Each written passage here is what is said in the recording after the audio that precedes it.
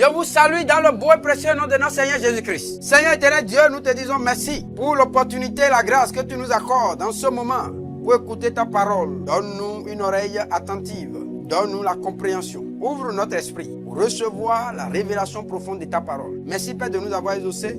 Au nom de Jésus, nous avons prié. Amen. Nous continuons pour vivre. Nous sommes en train de voir que pour vivre vraiment cette liberté en Jésus-Christ, il faut la maturité spirituelle, la maturité de l'esprit. C'est ce que nous sommes en train de voir. Et nous avons vu que Paul nous a expliqué que dans Romains 7, nous avons vu que lui-même, quand il a donné sa vie au Jésus-Christ, parce qu'un enfant qui vient de naître n'a pas 18 ans en même temps, non. Il lui faut du temps pour mûrir. Et donc il faut qu'il mange, il faut qu'il se nourrisse. Il faut qu'il soit allaité, qu'il se nourrisse, qu'il soit nourri. Et tant qu'il n'a pas atteint cette maturité, il y a des choses qu'il ne peut pas faire. De la même manière, quelqu'un qui donne sa vie au Seigneur Jésus-Christ, c'est un esprit nouveau qui vient de naître. Alors cet esprit a besoin de croître. Nous avons vu. Et quand cet esprit va croître, véritablement, cet esprit pourra maintenant dominer sur la chair et écraser. La chair étant dominée, sera obligé maintenant de se soumettre à l'esprit. Et quand Satan va venir pour proposer des passions de péché à la chair va se référer à son patron qui est l'esprit, désormais son nouveau patron qui est l'esprit. Et à partir de cet instant, l'esprit qui n'est plus esclave de Satan, qui est devenu libre maintenant, qui est en Christ, en Dieu, qui aime maintenant les choses spirituelles, les choses d'en haut, l'esprit va refuser clairement Satan, va refouler Satan avec la parole de Dieu. Donc il faut que cet esprit puisse, pour grandir, pouvoir refouler Satan avec ses propositions, avec l'âme de l'épée, l'âme de l'esprit qui est l'épée de l'esprit qui est la parole de Dieu. Il faut que l'esprit d'abord soit nourri par cette parole-là. Le lait, comme Paul a dit, et Pierre l'a dit dans 1 Pierre 2, verset 2 à 3, le lait spirituel est pur, pas un lait contaminé. Est-ce qu'il y a des laits spirituels contaminés? Si Pierre a dit le lait spirituel est pur, c'est parce qu'il y a aussi des laits spirituels contaminés. Donc, il faut éviter les laits spirituels contaminés. Vous voyez, les laits spirituels contaminés, c'est les fausses doctrines. C'est les doctrines des démons. C'est ce que Paul appelle les doctrines des démons. Donc, l'évangile de séduction ou séduire. Donc, le lait spirituel est pur. Nous avons vu que pour cela, pour pouvoir boire ce lait spirituel pur, il faut vraiment chercher quoi? Il faut chercher une assemblée où la vérité pure est prêchée et fréquenter cette assemblée. Le Seigneur va vous enseigner. Alors, nous voyons dans Romains au chapitre 7, nous sommes au verset 17, il dit, et maintenant, ce n'est plus moi qui le fais, mais c'est le péché qui habite en moi. Ce qui est bon, verset 18, je le sais, n'habite pas en moi, c'est-à-dire, dans quoi? Dans ma chair. Je vous ai dit que quand Paul parlait de moi, le moi dans lequel le péché se trouve, je vous avais dit qu'il va vous montrer de quel moi il parle. Vous avez vu maintenant, c'est la chair et non l'esprit. Ça veut dire quoi? Parce que Paul a déjà donné sa vie au Seigneur Jésus-Christ. Donc son esprit n'est plus sous l'esclavage de Satan, donc n'est plus sous l'esclavage du péché. Donc son esprit n'est plus contrôlé par le péché. Mais il faut que, comme la chair a été toujours manipulée par le péché, la chair a été, Satan a toujours communiqué, a toujours proposé les passions du péché à la chair. Alors, et que c'est la chair qui a toujours dominé sur l'esprit. Maintenant que l'esprit est né de nouveau, il faut que l'esprit puisse grandir d'abord. Donc Paul est en train de relater au moment où son esprit n'a pas encore atteint l'état de maturité. La chair continuant toujours pas exercer ses caprices sur son esprit. Quand Satan vient proposer ses passions de péché à la chair, comme le péché là habite la chair, donc la chair se soulève de temps à autre. Donc ça créait une guerre entre l'esprit de Paul régénéré et sa chair qui n'est pas encore soumise à assujettie. C'est pourquoi Paul dit, ce qui est vrai, ce qui est bon, je le sais. C'est-à-dire dans son esprit. Il veut dire la loi est spirituelle. Je le sais. Le je là, c'est l'esprit. Mais il dit, ce qui est bon, je le sais, n'habite pas en moi. De quoi? Il parle de quel moi?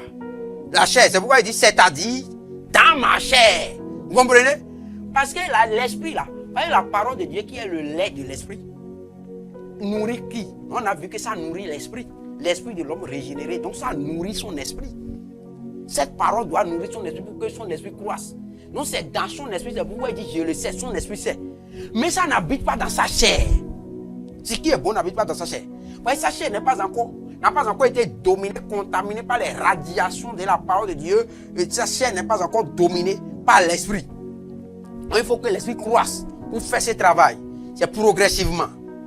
C'est pourquoi toi qui as donné ta vie au Seigneur-Jésus. Maintenant, par contre, je ne parle pas des gens qui disent qu'ils ont donné la vie au Seigneur-Jésus depuis que tu as donné ta vie au Seigneur-Jésus. Tu vois, tu as déjà 10 ans dans le Seigneur, tu continues encore par lutter contre les trucs, les péchés charnels, des trucs comme ça. Tu dois savoir que toi, tu as un problème de croissance spirituelle. Soit tu as déjà quitté le Seigneur, peut-être que ça, c'est la preuve que tu n'as jamais reçu le Seigneur. Vous savez, c'est comme hier, il y a quelqu'un qui me disait, une maman, dans le Seigneur me disait que, me donnait le témoignage d'un frère de quelqu'un qui était à l'église, qui était chaud, qui faisait des trucs et qui après, maintenant, est allé devenir, il a passé des années dans l'église, il prêchait même, il faisait beaucoup de choses, il enseignait, il prêchait, il était passé après. Après maintenant, comme son papa était un féticheur, il est retourné maintenant après quelques années, il est retourné et il est retourné au fétiche de son papa et il a reçu l'héritage maintenant, c'est lui qui est, son papa et moi, c'est lui qui est devenu grand féticheur maintenant. J'ai dit, maman, celui-là n'a jamais donné sa vie au Seigneur Jésus-Christ. Vous comprenez? Je vais vous expliquer. Moi, Clément, qui suis ici là, c'est clair. Même Satan lui-même sait que il peut tout faire. Mais la seule chose qui est impossible là, c'est que je ne vais pas retourner à Satan. Ça veut dire que même mon cadavre va refuser d'aller chez les féticheurs. Vous comprenez ce que je dis? Tu peux dire, oh, comment lui là, oh, il est trop imbu de lui, mais je ne suis pas imbu de moi-même. Non, ce n'est pas moi-même. Parce que je ne dis pas ces choses en comptant sur moi-même. Parce que je sais celui en qui j'ai cru. Je dis ces choses en sachant. Je vais te montrer maintenant une voie par excellence. Je vais te montrer comment tu vas croire, ce qui va te faire croire. Parce que nous parlons de la croissance spirituelle maintenant. Alors, pour marcher, pour ne pas... Vous avez vu celui-là, celui dont je viens de donner le témoin par exemple.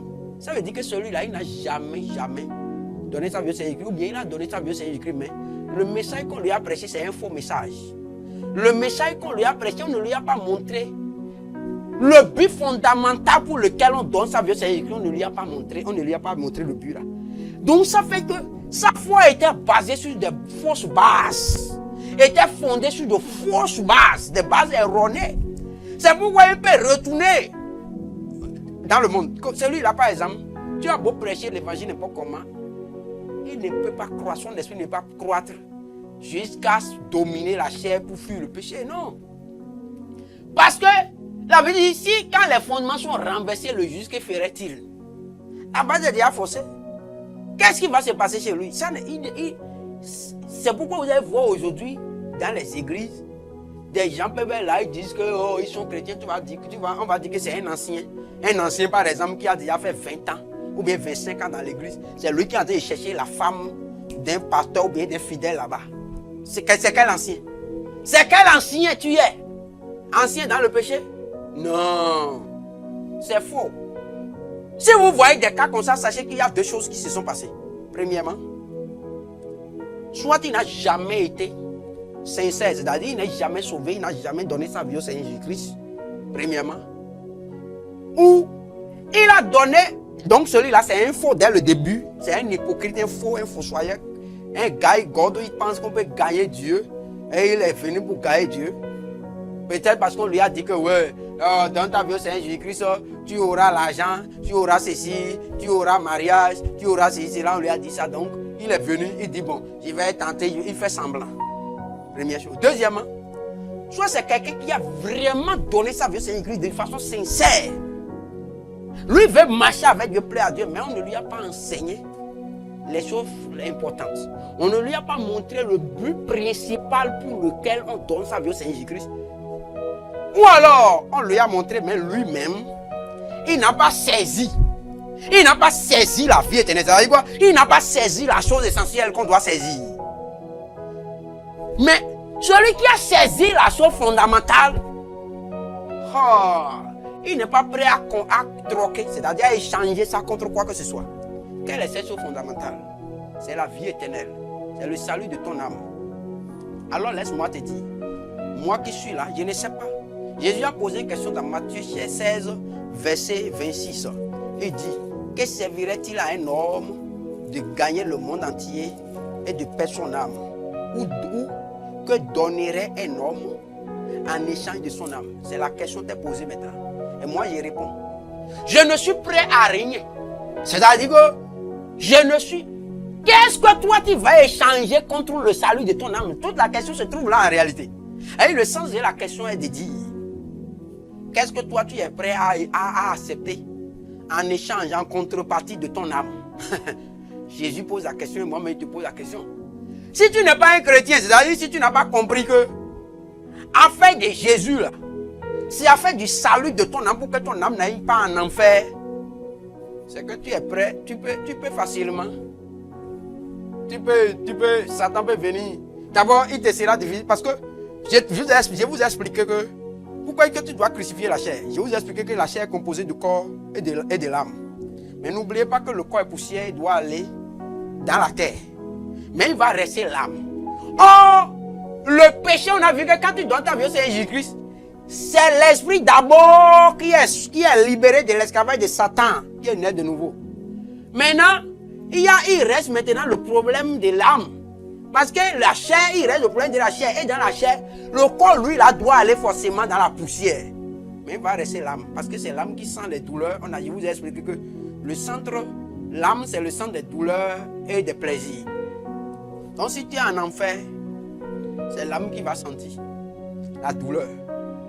L'esprit peut être conscient que tu es en enfer, mais c'est l'âme qui va sentir la douleur de l'enfer. Si tu es au ciel, l'esprit aussi aura connaissance et sera conscient que tu es au ciel. Mais les plaisirs que tu vas sentir au ciel là, c'est l'âme qui va sentir ça. Voilà de quoi il s'agit. Et quand tu comprends cela, et que tu sais que tu ne veux pas aller en enfer, donc le salut, quand tu comprends ça, le salut de ton âme va devenir important pour toi.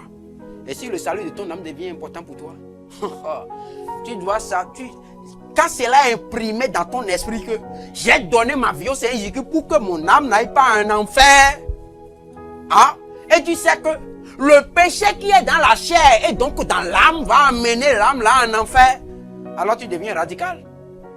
Tu deviens radical. Tu vas chercher les voies et moyens pour que ton esprit puisse grandir vraiment et dominer sur la chair. Commander l'âme, afin que l'âme ne puisse plus trouver de plaisir dans le péché. C'est de ça qu'il s'agit. Tout le problème se trouve là. Alors, ça veut dire quoi? Tous ceux qui n'ont pas, quand tu donnes ta vie, quand tu as donné ta vie au Seigneur Jésus-Christ et qu'on ne t'a pas expliqué ces choses, ce qui va se passer est que tu vas continuer à vivre comme avant. Tu vis dans le désordre. Hein? Tu vis, tu vas dire oui, nous sommes au temps de la grâce parce que tu as une compréhension erronée de la grâce. Tu as une compréhension erronée de la grâce. Pourquoi? Parce que la Bible nous dit clairement dans Tite au chapitre 2, verset 11, que la grâce de Dieu, source de salut pour tous les hommes, a été manifestée. Elle nous enseigne à renoncer à l'impiété. Elle nous enseigne à renoncer. La grâce là nous enseigne. Et ça, c'est la nourriture spirituelle, le lait spirituel pur que les pasteurs doivent t'enseigner. On doit t'enseigner ça. Vous, pasteurs qui m'entendez, qui m'écoutez, vous devez enseigner ça. Vous devez donner le lait spirituel pur au nouveau-né. Toi, dirigeant, pasteur, apôtre, docteur, évangéliste, prophète. Ces prophètes, c'est de prophétiser aux gens que tu as vu qu'ils ont porté silver rouge. Ou bien sous vêtements noirs. Non. Ce n'est pas ça qu'il faut prophétiser. Dis-lui que la grâce de Dieu qu'il a rachetée là, c'est-à-dire qu'il est la source, c'est pourquoi il dit source de salut. C'est ça qu'il a racheté. Mais ça l'enseigne à renoncer à l'impiété. Quand tu comprends ça, quand tu lui enseignes ça, c'est fini. Si lui refuse de ne pas suivre, toi tu as déjà fait ce que tu dois faire. Il dit, nous enseigne à renoncer à l'impiété et au convoitisme mondaine et à vivre dans le siècle présent selon la sagesse, la justice et la piété. En attendant quoi? C'est de ça il s'agit. En attendant, verset 13, la bienheureuse espérance. Au fait, je vais te dire une chose. Ce qui va faire que quelqu'un va dire, quand Satan va venir te proposer de dire, vous te dire, abandonne Jésus, retourne au vol, retourne à la fornication, retourne à l'adultère, retourne au gris-gris, retourne au fétiche, retourne à ce que tu faisais dans le monde, retourne à tes anciens jours, retourne à la prostitution. La seule chose qui va faire que tu vas dire Satan va en enfer. Je ne mange pas ce pain. La seule chose c'est quoi? C'est la bienheureuse. Parce que tu attends quelque chose. C'est parce que tu attends quelque chose qui est plus grand. Quand dans ce monde, Satan va te proposer cette chose, tu vas refuser, Satan va dire, si tu ne veux pas suivre, si tu ne veux pas revenir, si tu ne veux pas venir dans nos clubs là, dans notre set là, tu ne veux pas venir dans nos clubs, dans nos réseaux, si tu ne veux pas rentrer dans nos réseaux, voilà, tu vas souffrir, tu vas sentir. La seule chose qui va faire que tu vas dire à Satan, si c'est pour sentir, ce qui est sûr, je ne viens pas dans votre réseau. Je reste ferme dans mon réseau. Mais Satan va te dire pourquoi tu vas accepter de souffrir comme ça. Regarde tout ce que tu vas souffrir, tout ce que tu vas subir si tu refuses de rentrer dans les réseaux. Satan va te dire ça. Tu vas dire Satan, j'attends une bienheureuse espérance. J'attends une bienheureuse espérance. Parce que qu'est-ce que toi tu attends? C'est-à-dire en quoi tu espères? Il faut que ce en quoi tu espères, en refusant d'aller manger les pains de Satan, que conduit le péché, en refusant de rentrer dans cette secte-là, en refusant d'aller en boîte de nuit, en refusant de chercher, de coucher avec ses femmes, il faut que en refusant de compromettre ta foi pour avoir ce poste-là, de rentrer dans les sectes, pour avoir ce poste, il faut que ce que tu espères, en refusant ça, en suivant Christ, soit au-delà de ce que tu vas gagner au travers de ce poste. Il faut que ce que tu espères là, soit au-delà des milliards et milliards que ce poste va te donner.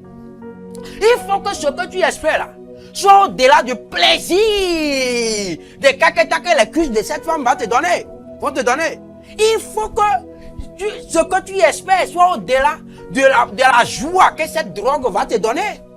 Pointant. Il faut que c'est là l'espérance. C'est-à-dire, ce que tu espères, même si tu ne l'as pas encore là, il faut que ce soit au-delà. Maintenant, quel est le problème? Ce qui veut dire quoi? Si c'est l'argent que le pasteur, celui qui te prête l'évangile, si c'est l'argent, il te montre que quand on vient à Christ, c'est à l'argent, on espère gagner de l'argent. Si c'est l'argent, vous, ils vont dire, donnez, et vous sera donné. Le pasteur dit, il faut donner, semer, il faut semer, et vous allez récolter. Oui, d'accord, il faut semer, et vous allez récolter. Mais, il est dans le péché, il veut semer quoi? Il veut donner quoi? Si c'est ça là qu'on t'a prêché tout le temps, ou toi, pasteur, si c'est ça que tu lui as prêché tout le temps, ou bien c'est ça que toi-même tu connais, si c'est ça qui est ton expérience, toi-même, pasteur, c'est normal que tu couches avec les femmes de Dieu. C'est normal que tu couches avec les fidèles. C'est normal que tu es femme de ministère à côté de la femme que tu t'es mariée, donc tu vis dans l'adultère. C'est normal que tu soutiennes aussi la polygamie, que ce n'est pas un péché, parce que toi-même, tu vis dedans. Ta conscience est reprouvée et te condamne. C'est ça le problème. Tu as déjà, ta conscience a été marquée déjà par les flétrissures, les marques de la flétrissure. Elles sont déjà dans ta conscience. C'est pour cette raison que tu vas soutenir. Parce que tu as montré si c'est ça là qui est l'espérance.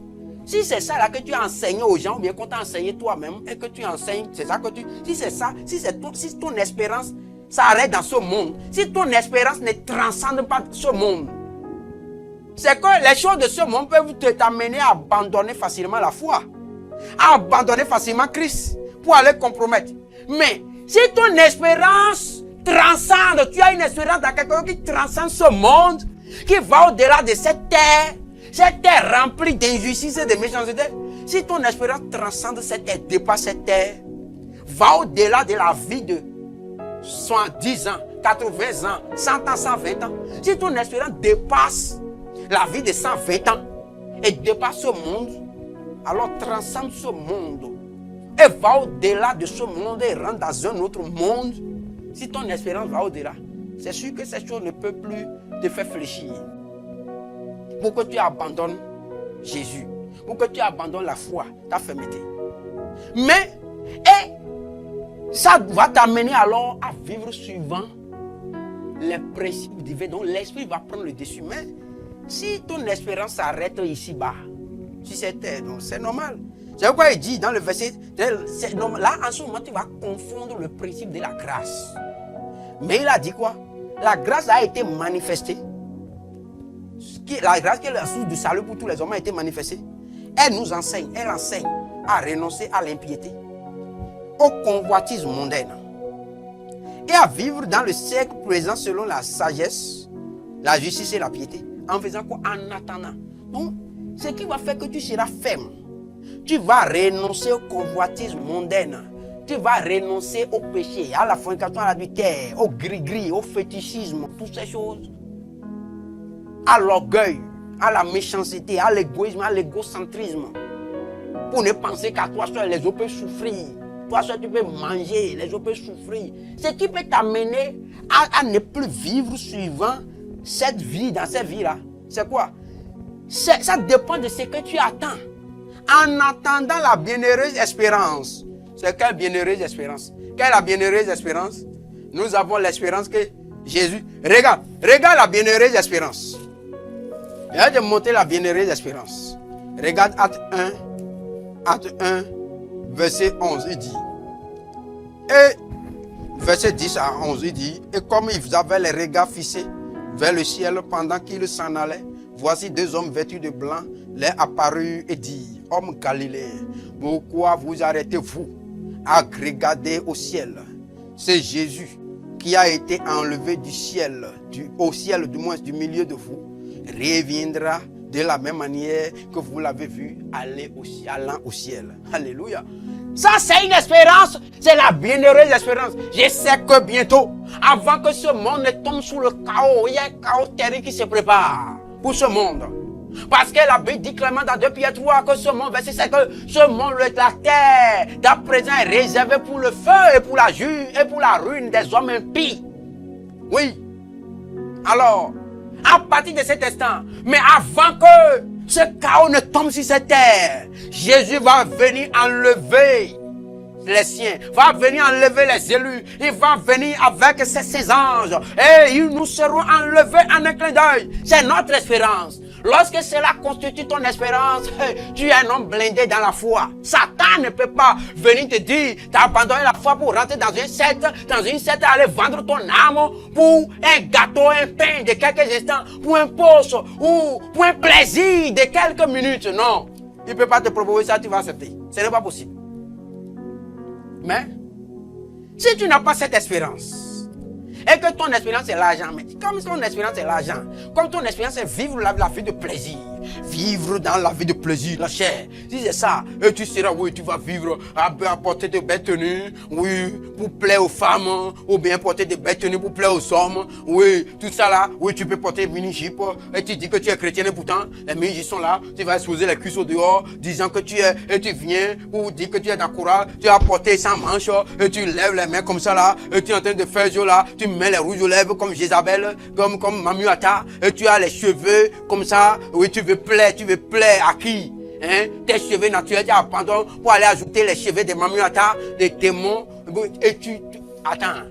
Pourquoi? Parce que ton espérance est ici. Ton espérance est ici. C'est pourquoi quand même on te dit, la Bible a dit de vivre, de s'habiller sobrement. Mais toi, tu trouves des raisonnements, toi femme, tu trouves des raisonnements pour dire non. Pourquoi? Ton espérance. Et le pasteur lui-même, il voit ça. Il ne veut pas parler comme ça. Si quelqu'un parle de ça, on dit que toi tu es extrémiste, tu es légaliste. Parce que le pasteur lui-même là, son problème est que lui-même le ciel ne le préoccupe pas. Son cœur est déjà tourné vers la terre. Ses pensées sont tournées vers la terre. Son esprit est tourné vers la terre. La Bible dit dans Philippiens 3, qui ne pense qu'au verset 19, qui ne pense qu'aux choses de la terre. Ils ont les ventres pour Dieu. Quand c'est comme ça, là, il a déjà oublié la bienheureuse espérance dont Paul parle dans Galates 3. Dans titre 3, du moins ça. Dans titre 2, excusez-moi, titre 2, verset 13. Il a déjà oublié la bienheureuse espérance. Il a oublié cette bienheureuse espérance. Il dit quoi? En attendant la bienheureuse espérance, titre 2, verset 13, est la manifestation de la gloire du grand Dieu et de notre Sauveur Jésus-Christ. C'est ça que nous attendons. Si tu attends ça, et dis quoi, si tu attends ça, tu vas renoncer à l'impiété. Mais si tu n'attends pas ça, bon, tu peux dire impiété, c'est pas un problème. Oh oui, même on te dit, oui, tu sais, ce n'est pas quelque chose de grave. Hein. Même ici, là, nous-mêmes, nous utilisons la Bible. Hein, mais pas comme les trucs là, nous utilisons la Bible. Mais tu sais, on va mettre des choses, tu vas jurer, tu vas boire des choses, tout ça là, ce n'est pas compliqué, tout ça. Tu vas rentrer dedans, comme les pasteurs, ils sont dedans, francs sont pleins, ils sont dedans. Ils ont vendu les âmes à Satan. Alors, en attendant la bienheureuse espérance et la manifestation de la gloire de du grand Dieu et de notre Sauveur Jésus-Christ, qui a fait quoi? Qui s'est donné lui-même pour nous, afin de nous racheter de toute iniquité et de se faire un peuple qui lui appartienne, purifié par lui et zélé pourquoi? Pour les bonnes œuvres. Et zélé pour les bonnes œuvres. Zélé, c'est lui. Pour faire quoi? Afin de lui, qui s'est donné lui-même pour nous, afin de nous racheter de toute iniquité. Il nous a racheté de toute iniquité d'abord. Et de se faire un peuple qui lui appartienne. Premièrement, ça, tu dois devenir propriété de Jésus, comme le Seigneur, comme il a dit encore dans Romains au chapitre 7, comme nous l'avons vu tout à l'heure, verset 4, il dit, afin que pour que vous apparteniez à un autre, à celui qui est ressuscité des morts, pour vous, afin que nous portions des fruits pour Dieu. Voilà. Donc, afin de se faire quoi? De se faire un peuple et de se faire un peuple qui lui appartienne. Premièrement, tu dois lui appartenir. Tu dois devenir la propriété de Jésus. Ça veut dire quoi? Pour devenir la propriété de Jésus, Jésus n'est pas un voleur. Donc c'est toi-même qui dois lui donner ta vie. Tu dois lui donner. Tu dois lui donner ta vie. Et non donner ta dîme. Les pasteurs vont te dire donne ta dîme. Mais Jésus dit donne ta vie. Tu dois appartenir à Dieu d'abord. À Jésus. Mais le pasteur dit ton argent n'a qu'à appartenir à Jésus d'abord. Ton cœur peut appartenir à Satan, il vit dans la fornication, dans l'adultère. Tu ne lui dis pas de donner son esprit et sa vie tout entière à Jésus pour pouvoir aller au ciel. Et comme ça, quand toute sa vie sera donnée à Jésus, son argent, c'est facile que son argent soit donné à Jésus. Parce que la vie d'un homme est plus importante que tout.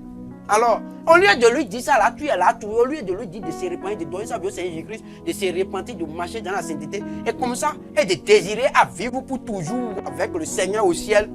Comme ça, tu vas voir que c'est ça là que le Seigneur nous a dit de prêcher. Et c'est ça que Paul est en train de prêcher. C'est pourquoi il a dit, verset 15, il dit, dis ces choses, dis, verset 15, toi pasteur, apôtre, évangile, docteur, dis ces choses. Il n'a pas dit, donnez la dîme, donnez ceci, cela, non. Il a dit, dis ces choses, titre 2, lis bien. Verset 15 maintenant, je suis dans verset 15, dis ces choses. Quoi? Les choses que je viens de dire en haut là, du verset 11 jusqu'au verset 14 là. C'est ça, dis ces choses, dis ça. Dis-lui ça. Que la grâce lui l'enseigne à renoncer à l'impiété, au convoitise mondaine et à marcher dans le ciel présent selon la sagesse et la piété. En attendant la bienheureuse espérance, l'espérance de vivre pour l'éternité, dans la vie éternelle au ciel avec Dieu. C'est ça. Et maintenant, avec Jésus-Christ. Et en attendant quoi? La manifestation de la gloire du grand Dieu. D'attendre ça, de vivre ces jours, afin que, et d'appartenir, de devenir un peuple qui appartient à Christ, purifié par lui et zélé pour les bonnes œuvres. Fornication, là, c'est bonnes œuvres. Mensonge, adultère, sexe, c'est bonnes œuvres. Non, c'est de ça il s'agit. Et il dit maintenant, dis ces choses, exhorte et reprend avec une pleine autorité. C'est ce que le Seigneur nous a dit de prêcher. Que personne ne te méprise. Même si personne te méprise, ce n'est pas un problème. Toi, continue pas à prêcher. Ne les regarde pas pour dire oui, quand il me méprise. Ah non, il dit ça avec autorité. Peu importe. Paul disait ces choses, peu importe. Même en prison, Paul le disait. Partout, il disait ça. Voilà. C'est ça là qu'il faut dire. C'est pourquoi il dit encore, regardez, c'est que il a dit qu'il n'y a pas quelque chose d'autre. S'il y a un autre évangile qui n'est pas basé sur l'enseignement, sur le fondement des apôtres, c'est faux. C'est un faux. 1 Thessaloniciens 4. À partir du verset 13 jusqu'au verset 17, il dit ensuite, nous les vivants, qui seront restés, nous serons tous ensemble enlevés avec eux sur des nuées à la rencontre du Seigneur dans les airs. Et ainsi, nous serons toujours avec le Seigneur. C'est ça l'espérance, bienheureuse espérance. Donc Paul parle dans Tite 2, verset 13. C'est ça qu'il faut attendre. Et il dit quoi? Verset 18. Consolez-vous donc les uns les autres par ces paroles. C'est ça là qui console. Ce n'est pas tu auras l'argent, tu auras tel poste, tu auras ceci, tu auras tel plaisir, tu auras telle maison. Ce n'est pas ça là qui console. C'est la bienheureuse espérance. C'est ça qui va te consoler. Même si dans ce moment, tu as refusé de compromettre, les gens te maltraitent, tu t'opilles, c'est qui va te consoler pour que tu dises tout va bien pour mon âme. même si je subis toutes ces choses, même si je subis l'injustice dans ce monde, même si je suis en train de souffrir, d'être maltraité par Satan au travers des hommes méchants et uniques, même s'il me maltraite parce que j'ai refusé de suivre les réseaux, même s'il me maltraite parce que j'ai refusé ceci, cela, alors je sais quand même que j'ai une espérance bénie et ça te console. Tu vas dire tout va bien pour mon âme, tout ira bien pour ton âme. Prions au nom de Jésus-Christ. Seigneur éternel Dieu, nous voulons te dire merci pour la grâce que tu nous accordes encore ce jour de t'entendre. Seigneur, que ces paroles soient comme une semence, une bonne semence tombe dans de bonnes terres, que nos cœurs soient comme de bonnes terres dans laquelle la parole est tombée, Seigneur, qu'elle puisse germer et produire de bons fruits pour la vie éternelle au nom de Jésus-Christ. Tout oiseau rapace qui voudra venir les picorer, que les têtes soient coupées maintenant au nom de Christ. Seigneur, enracine ta parole dans le fond des cœurs de tous ceux qui l'ont écouté et qu'elle produise de fruits pour la vie éternelle. Merci Père de nous avoir exaucés. Au nom de Jésus, nous avons prié. Amen.